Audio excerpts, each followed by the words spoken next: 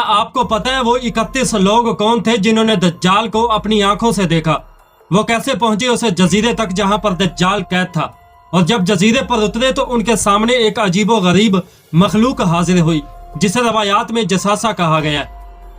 जब वो जसासा नामी मखलूक उन्हें दज्जाल के हुजरे तक ले जा रही थी तो रास्ते में उन्होंने ऐसी खौफनाक और अजीबो गरीब मखलूकात देखी कि यकीन मानिए आप भी हैरान रह जाएंगे। ये वो मखलूकात थी जिन्हें सिर्फ वो 31 लोग देख सके। ये सब आप आज की वीडियो में देखेंगे। हजरत तमीम अदारी रज़ियल्लाहु अन्हा अपने चंद साथियों के साथ समंदर के सफर पर निकले। सफर के दौरान एक जबरदस्त तूफान आया। कश्ती कई दिनों तक भटकती रही। 30 दिन गुजर गए। आखिरकार वो एक दिन एक जजीरे के करीब पहुंचे। जैसे ही वो साहिल पर उतरे तो उनके सामने एक अजीबो गरीब मखलूक आई जिसके जिस्म पर इतने बाल थे कि उसका चेहरा ना पहचान सके। उन्होंने पूछा कि तुम कौन हो?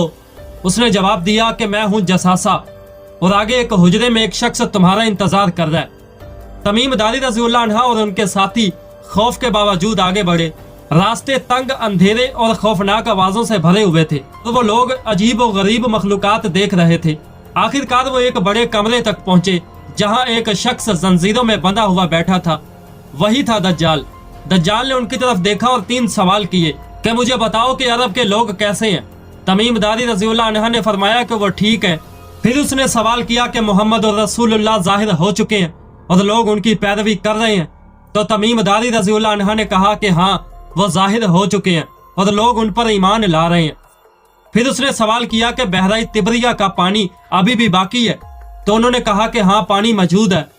फिर दज्जाल ने कहा कि पानी खुश्क होने के करीब है। जब वो खुश्क हो जाएगा तो मेरा वक्त आ जाएगा। मुझे इजाजत मिली, मैं निकलूंगा। जमीन के हर शहर में 40 दिन के अंदर पहुंच जाऊंगा सिवाय मक्का और मदीना के। वहां मेरे दाखिले पर फरिश्ते पहरा देंगे। ये सुनकर तमीम दारी रज़ियल्लाहु अन्हा लरजा गए और वो जल्दी से कश्ती की तरफ लौटे, वापस मदीने पहुंचे और ये सारा वाकया हुजूर सल्लल्लाहु अलैहि वसल्लम की खिदमत में पेश किया। फिर रसूलुल्लाह ने सहाबा को जमा किया और फरमाया कि मैं तुम्हें दज्जाल के बारे में जो कुछ बताता रहा, तमीम दारी रज़ियल्लाहु अन्हा ने आज इसकी तस्दीक कर दी है।